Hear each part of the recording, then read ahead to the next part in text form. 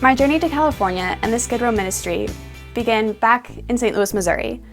After taking the SAT in high school, I checked the box that said, sure, you can send my scores to colleges, and promptly got flooded with college mail. Among the paraphernalia was a postcard from some West Coast school I had never heard of before, called Caltech. They seemed pretty cool though, so I decided I would check them out. About a year or so later, I headed off to this Caltech. My freshman year, I joined a club called the Caltech Christian Fellowship. Some of its members told me about a Skid Row ministry they were involved in. Ministry. That got my attention. I'd always loved volunteering, but rarely had the opportunity to actually interact with the people I was serving. So I wanted to see what the Skid Row ministry would be like. So one very early morning, I headed down to Sixth and Gladys with the Caltech and Christian Assembly crew. I was astounded. It didn't matter how dirty someone was or who might be looking. Whenever we met someone, we would stop, right there on the city sidewalk, and pray. This, I remember thinking, this is Christianity.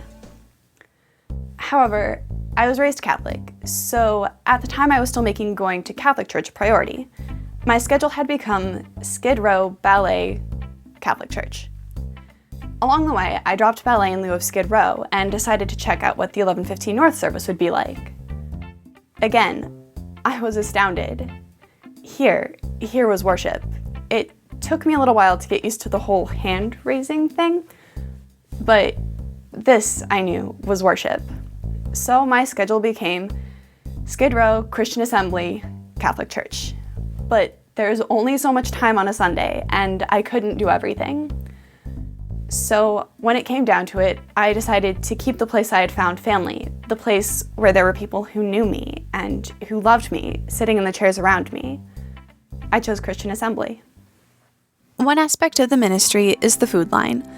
Volunteers help with steps from setup to passing out the food to talking and praying with people. The ministry's other aspect is the walk to our friends.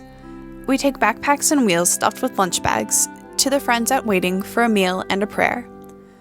One of the friends we walk to is a street preacher named Pastor Willie. He's there Sunday after Sunday, touching his listeners with Christ. Taking the time to pray for this man who pours his life out for Christ is truly a blessing for us, too. The Myers family walks to our friend Bill at the Lamp Lodge.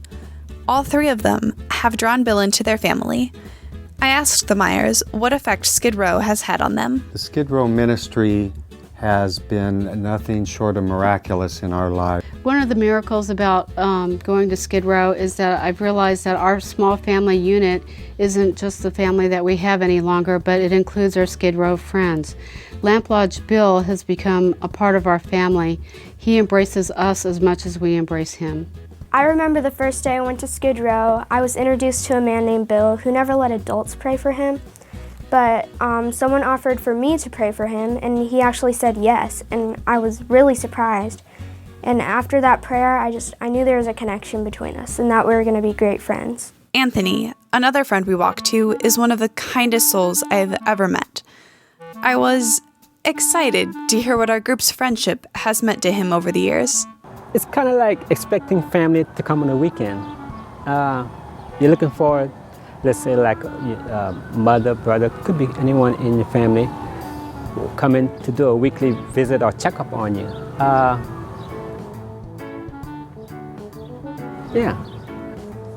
The love of God that's shared through your organization or your group is fantastic.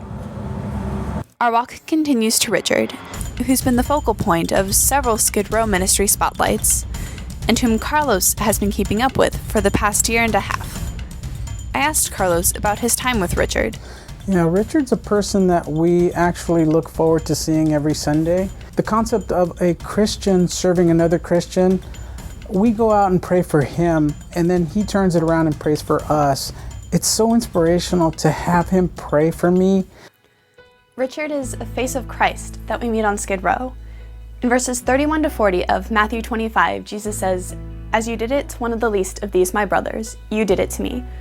Jesus is there when we serve others. That's why we go down to Skid Row, to let the people there know that there is a Christ with them, and he knows their name.